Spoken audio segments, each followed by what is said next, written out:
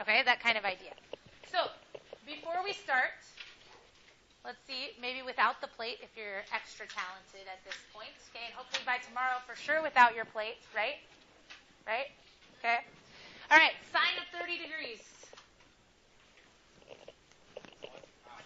Good. Okay, 1/2. Oops, that's not going to work.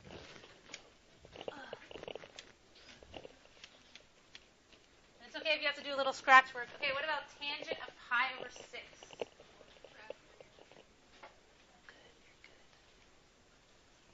Tangent of pi over 6. I already have a correct answer. Okay, yeah.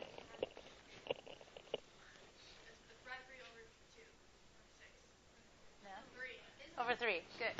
Rad 3 over 3. All right. So you either have it memorized or you have it kind of memorized. Like, it's either going to come out to be rad 3 or rad 3 over 3, right? And then you think about the setup, and that's a 30 degree, so it would be 1/2 on top and rad 3 over 2 on the bottom. So become the radicals on the bottom, and I immediately know it ends up in the denominator. Then I kind of know I'd have to rationalize. I can either do all that work, or I can again have little pieces memorized that then get me to that position. Okay. All right. So I talked a little bit about this last time. Now what I'm going to do is I'm going to ask you what angle has a sine of 1/2. Okay, so what angle has a sine of 1/2? 30 degrees. What angle has a tangent of root 3 over 2, or root 3 over 3? 30 degrees or pi over 6. Okay, but notation is going to be a little bit different. They're not going to literally ask you what angle has, what math question looks like that. We have a notation for everything we want to ask you, right? Every symbol means something. So the notation is going to be something to get used to, and then there are going to be some problems that get a little more complicated if we put more steps in them, okay? So the first thing I want to do, that should look like that. So the first thing I want to do is just use some notation to remind you guys. You used inverse notation when you solved stuff using law of sines, sometimes using law of cosines, and definitely when you were solving for an angle in a right triangle using the sine of 32 equals x, or no, sine of x equals, 8 over 12 or something. To solve for that x value, you use the inverse sign on your calculator. So just kind of notation-wise, what does it look like on your calculator when you're doing the inverse sign? What does the button look like? How do you know it's the inverse sign? Yeah, it has that little -1, right? So that's what we know, and we know that from polynomials too, f, and then the little -1 next to it is the inverse of the f function, right? So here, if we were going to rewrite this in the form of an inverse, remember that normally what we have is whatever our function is, let's say it's sine, normally you have some angle, right? Okay? Sine of an angle. And then over here, you have some, battery's really dead, okay? You have some ratio of side lengths. Opposite over hypotenuse, or y over r, whatever the case may be, right? That's the normal setup. The angle measurement goes here, and the ratio of sides goes over here. Okay?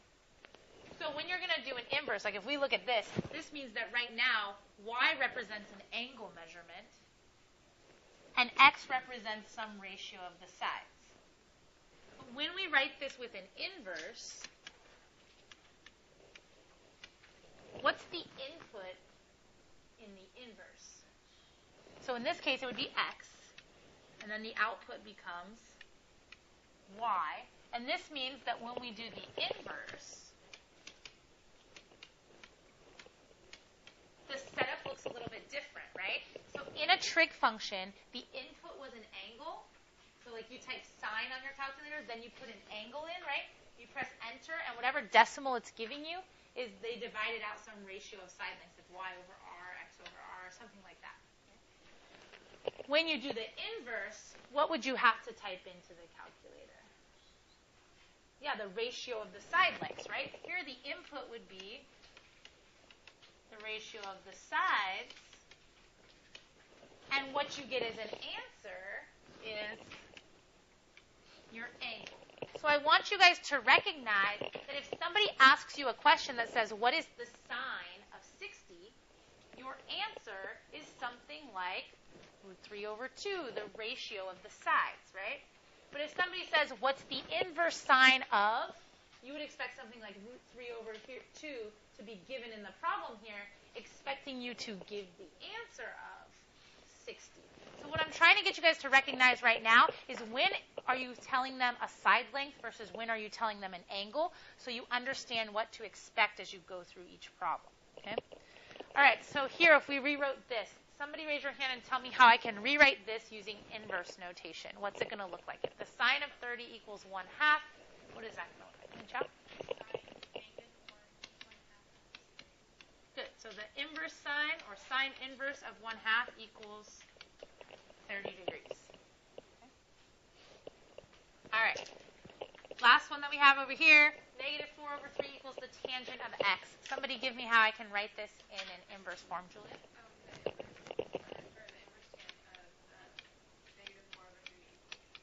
Good. What's the angle measurement here? The -4/3 or the x? The x. Okay? Because it was input in a regular trig function, so it must have been an angle, or it was the answer to an inverse calculation, so that also makes it an angle. Okay, so recognizing which ones are angles and which ones are side length ratios. Okay? All right.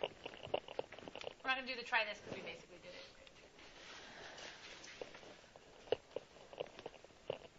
All right, so now what we're going to do is we're going to actually solve some problems. So these are 3 problems that are asking the same type of question. One has a cosine, one has a sine, one has a tangent. I know you see some weird notation up there, and I'll get to that in a minute. But all of these problems, notice that it's the angle that you don't have. So in all of these problems, they've given you a side length. So if there was no inverse notation, so if inverse notation didn't exist, see how this says cosine of x equals 1/2? You're basically solving that equation with inverse notation, right? Basically, you are finding here x, and is x an angle or a ratio of sides? An angle, okay, because it's the input to a trig function. So you can either actually figure this out on your own, okay, or you could rewrite this so that you understand better inverse notation, that this is really asking the same thing as this. So you guys probably knew by looking at that problem, oh, to find x, I got to figure out which angle has a cosine of 1/2. But they're not normally going to ask you like that. They're going to ask you like this. Okay? So this means what angle has a cosine of 1/2. So when you see the inverse, know that they're already giving you the cosine or the sine, and your expectation is to find the angle. Now, which angles have a cosine of 1/2? 60. Okay. What's another angle that has a cosine of 1/2?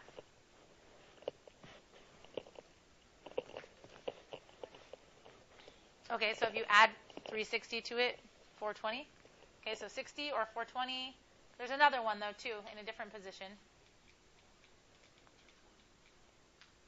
240 would be -1/2. 150 would have a sine of 1/2, but not a cosine of 1/2. Raven? 300 would have 1/2 as the cosine, right? So it seems like there's infinitely many answers because I could name any of those 2 positions and I can name them by adding 360 to them. So they have put some parameters on the angles that we choose. Okay? So you're going to want to make a note on this on your note guide right off to the side. Okay? That basically, as a mathematical norm, kind of like why we rationalize denominators or whatever the case may be, okay, you'll see people ask you questions about inverse cosine, okay, or maybe you'll see them ask you questions about inverse sine or about inverse tangent. They don't want you to list all the possibilities, okay? They normally want you to list one. So what they've done is they've restricted the function, okay? They're going to only allow you to list angles in a certain realm, okay? And it varies for the inverse cosine versus the inverse sine or inverse tangent. It has to vary because here's why. If we think about the unit circle,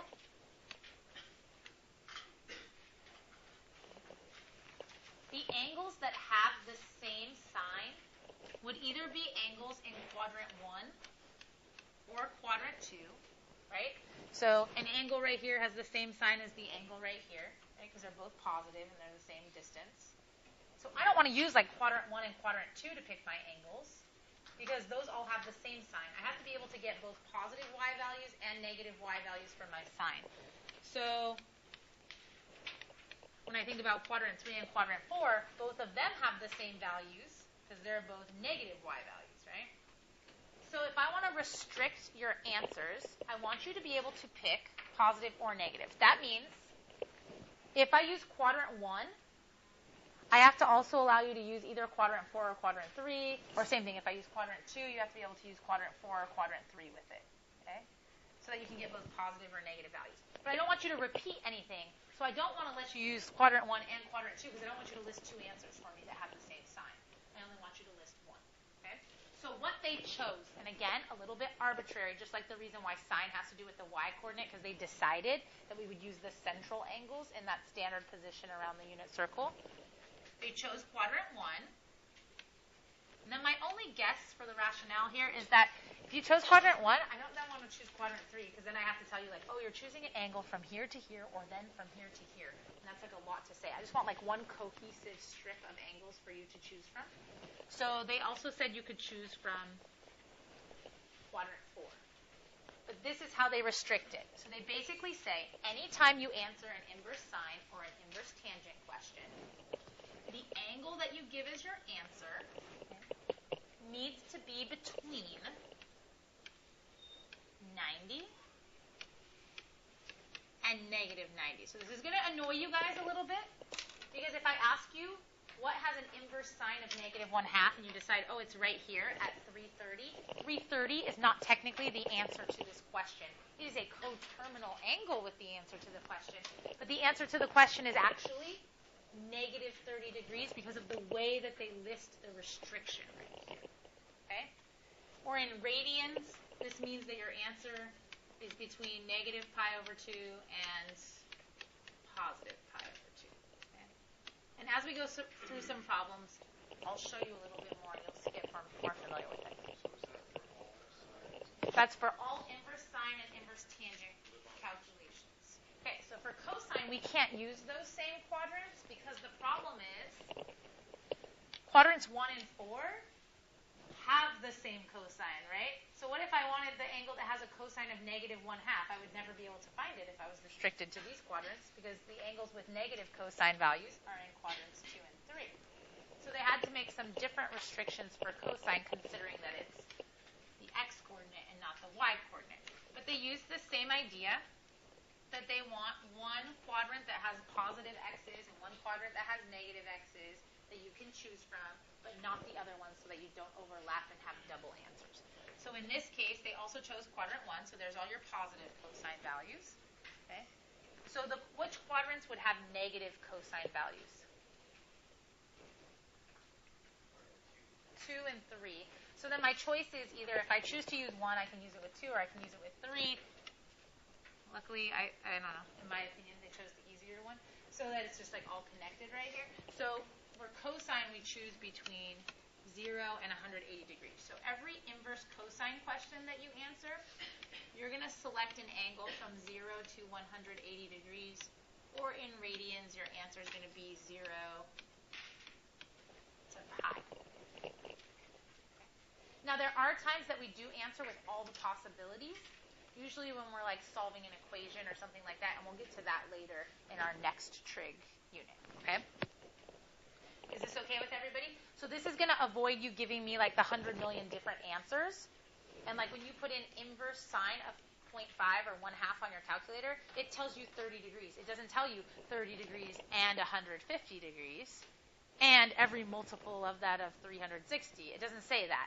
It just says 30 degrees, and this is why. They've set up a parameter that it's only going to choose angles in here. Okay?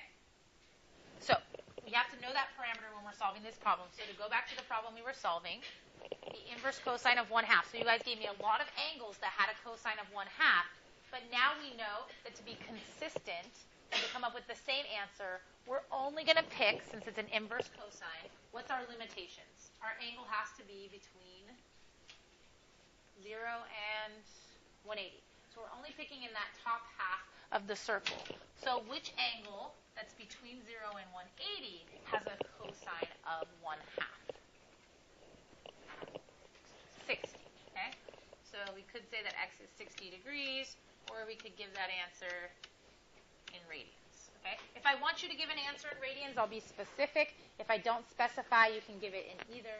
Okay? If I want it to be in degrees, I'll be specific about that in the directions as well. All right, so the next problem, notice they've already rewritten it. So this is like progressing. They're not going to ask you like that. Remember I said they're probably going to ask you like this if they want you to calculate an angle. So this is what you're going to see, but you're not going to see the x equals normally. I'm just going to write down inverse sine of 1 over rad 2 or whatever, and you're supposed to know what that is. Now, 1 over rad 2 is not rationalized, so maybe you don't recognize it. 1 over rad 2 is really the same as what other number we're familiar with? Good. And if you didn't know that, you would rationalize that to see if you could recognize it. All right, so I'm looking for the angle that has a sine of root 2 over 2. What angle measure kind of immediately pops into my head when I see that? 45. Good. So you guys are getting good at your unit circle. Okay. So the angle that has an inverse sine of root 2 over 2, okay, or the inverse sine of root 2 over 2 is 45 degrees. And then I just have to make sure that the angle I'm picking is between negative 90 and positive 90 when I list my final answer. Okay. This is positive, so we actually just want the 45-degree angle, right? We don't want anything in a different one. So our x value is 45 degrees, or if you wrote that in radians, pi over 4. And that's a good answer because it's between negative 90 and positive 90. Okay? So it's just going to make sure we all list the same answer, okay, versus all listing multiples of it or something like that. All right, now the next problem is weird. Why is it weird? Yeah, what the heck is that, right? All of a sudden we're doing all great, and then there has to be this. Well, there's actually two ways to write the inverse function. And this arc at the beginning is the same thing as inverse. So I'm going to rewrite this problem so that you understand. So anything that says this at the beginning is the same thing as saying this for our purposes. Okay? Two different notations that mean inverse tangent. So there's arc cosine and arc sine? Yes. So there's arc cosine and arc sine. If it bugs you, the minute you see a problem that says arc in it, just rewrite it with the little negative 1 right there, and then you'll be all happy and you can finish solving your problem. Okay? Alex. Yes. Yeah. But we'll deal with those in a little bit. Okay? Yeah, Sean. They're not trying to confuse you by adding all the other names. I don't know enough of the historical context. I'll be perfectly honest. I didn't take a math history class. They actually have them. But I know most teachers take them, but I was taking like a pure math because I wanted to go to the rad school and all that stuff. But basically, normally the notation that we get comes from ancient Greek, Roman, stuff like that, different places these were developed. But you have to remember, too, like we looked at in our stats project, like the civilizations that were popping up were in different places. So a lot of the time, the mesh of it will either be the different ways that it got used from that period, or maybe in two different cultures in two different areas, they were doing the same thing with different notations. So they don't put it in later just to make you have to suffer. It like comes out of whatever the root of it is before, you know. Sorry. But you can rewrite it each time if you want. All right? So this tells us the inverse tangent of 0 equals x. So somebody explain to me, like in words, what is this asking me when they say arctan of 0 equals x? What are they asking me to figure out? Eric? What angle is it? Good. Which angle has a tangent of 0? Okay. So 0 degrees. Now, this is where it gets a little hard. Tangent was harder, right? So if you didn't memorize your tangents, these are a little harder to figure out. Sometimes I have to do some intense thinking because I lack the memorization area, right? So if I didn't know this by heart, I would go, oh yeah, tangent was y over x. If it's going to turn out to be 0, where does the 0 have to be in this fraction? I know that the numerator has to be 0, and this can be any number I want. So when I think about what I'm choosing from for tangent, which is from negative 90 to positive 90, where here is there a y-coordinate of 0? Right here at this position, which is at 0. Now, some of you might write 360, but technically the answer should be 0 because when we're doing inverse tangent, we choose values that are between negative 90 and positive 90, and 360 isn't technically between there. So you're picking the right position when you say that number. But remember, there's many angles at that position, and we're trying to get you to say that one exact value that falls in the values that they've stated. Okay, so for us, x would equal 0 degrees or 0 radians, I guess, without the degree mark. 0 or 0. Okay? Right. Do we get the idea of the inverse? And do we see how it's really related to our unit circle plate information, but does make us think a little bit more about what we're choosing? Okay?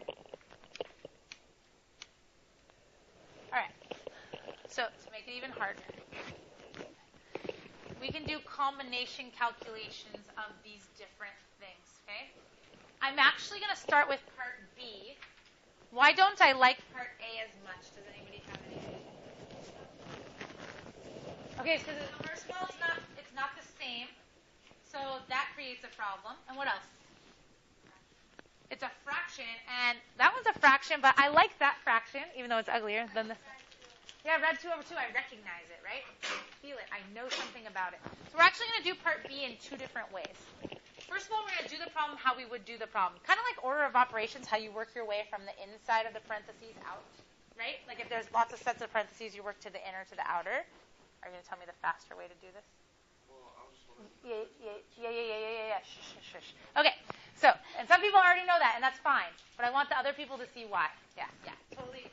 That's why I asked you what you were going to ask. Okay, so first I want you to understand, we're going to do this two ways on purpose. Matt knows the total easy thing that's going on here, and I'm sure other people recognize it as well. But we're going to do it the other way in case this wasn't cosine and inverse cosine. Okay? So, first of all, the final answer to this problem, should it be an angle or a ratio of sides? Ratio of sides. How do you know that? Because the last thing you're going to do is take the cosine of something. You take the cosine of angles, and you get a ratio of sides as the answer. Let's say this outside cosine wasn't here, and the problem was smaller, and it was just this part. Is the answer an angle or a ratio of sides? An angle, because the only thing you're doing is taking the inverse. You take the inverse of side length, and you get an angle answer. Okay? Is that okay?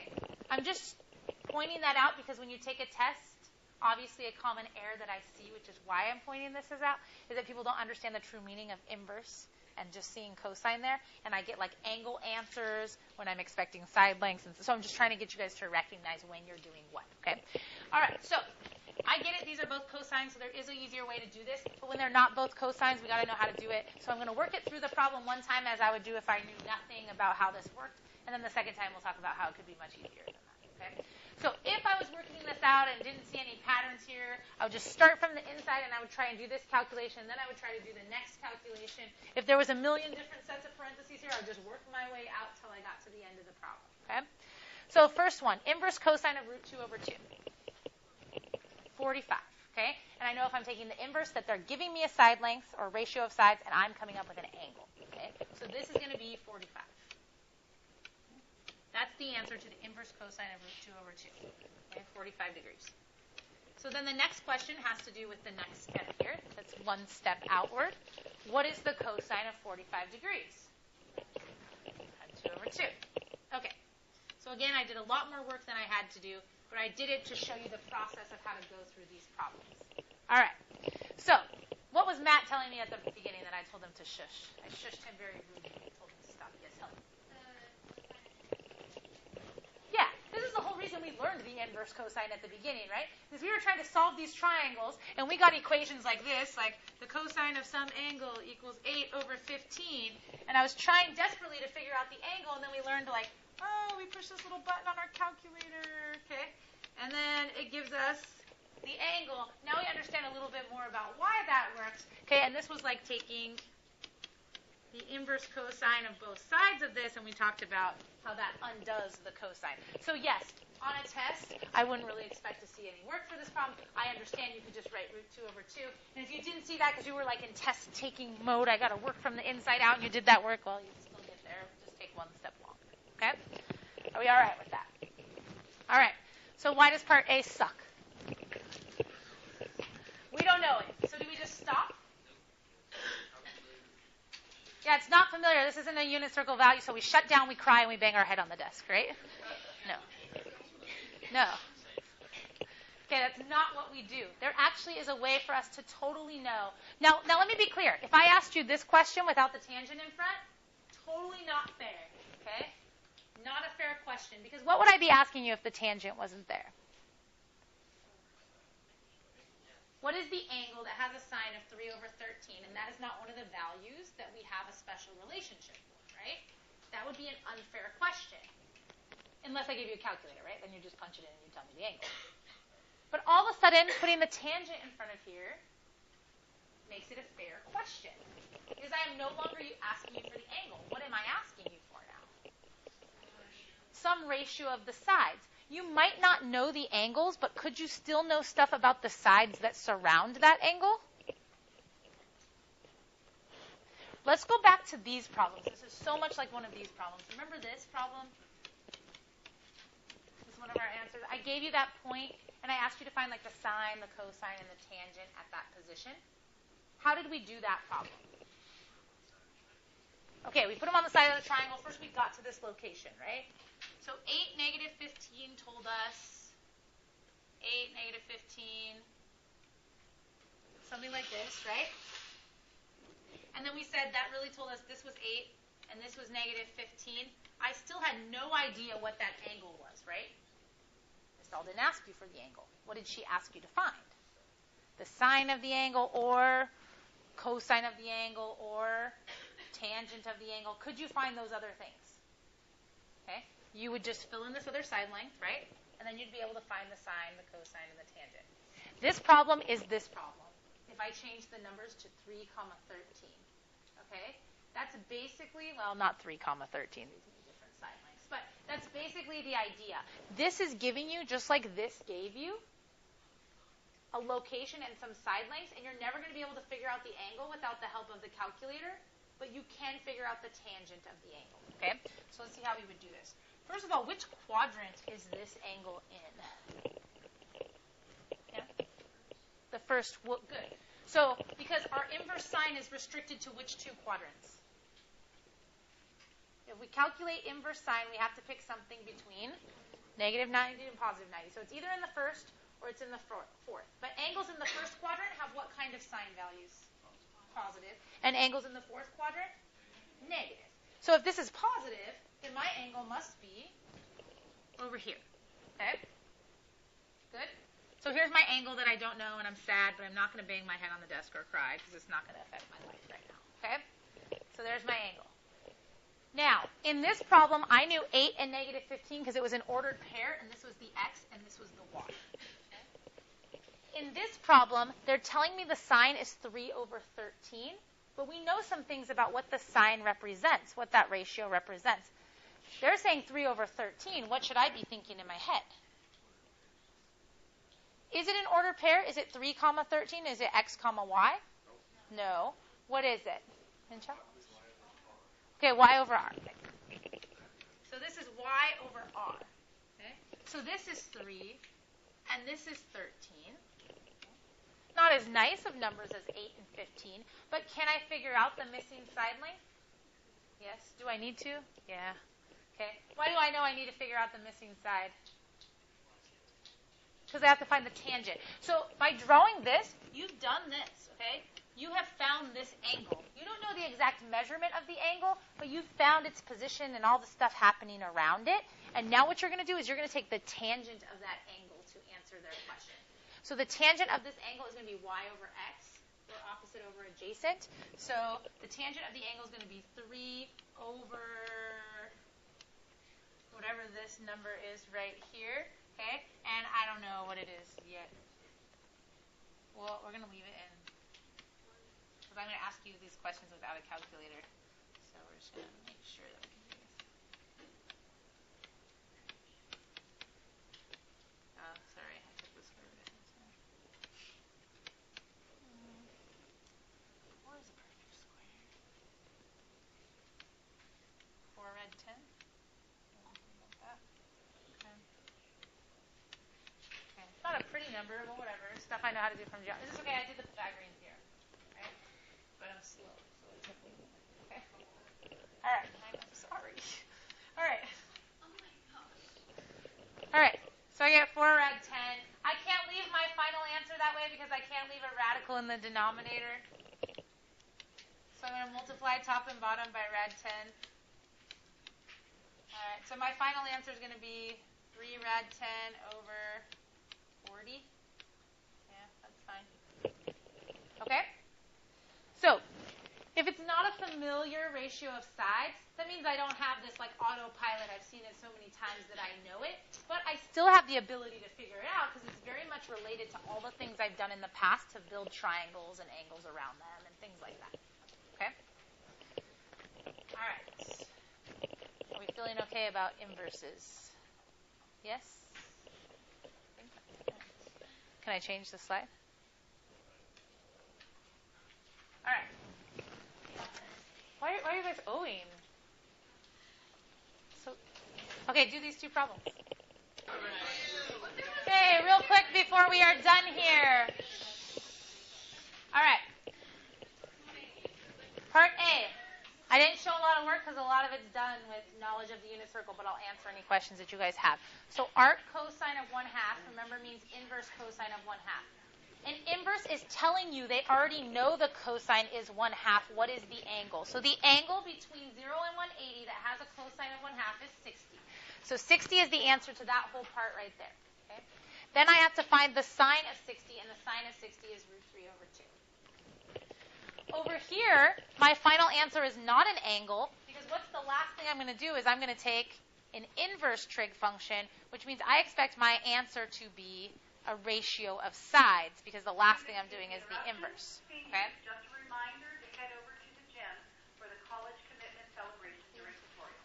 All right, so the cosine of pi over 3. Pi over 3 is an angle. It is the 60-degree angle. And the cosine at 60 degrees is 1/2. Okay, so 1/2 is the answer to that part. The inverse sine of 1/2 means what is the angle that has a sine of 1/2? And the angle that has a sine of 1/2 is 30 degrees or pi over 6. Helen?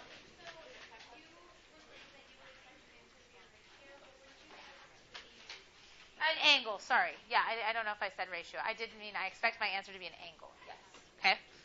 And degrees or radians, again, can be your preference unless I specifically say. Now, I'm not giving you new homework tonight because your goal should be to get good at the things that we've done since we came back from break. So, like homeworks 5, 6, and 8, okay? And knowing your unit circle. Tomorrow's quiz is non-calculator. And then I'll give you homework tomorrow on this lesson after you've taken your quiz so you have time to study today. Matt? What's the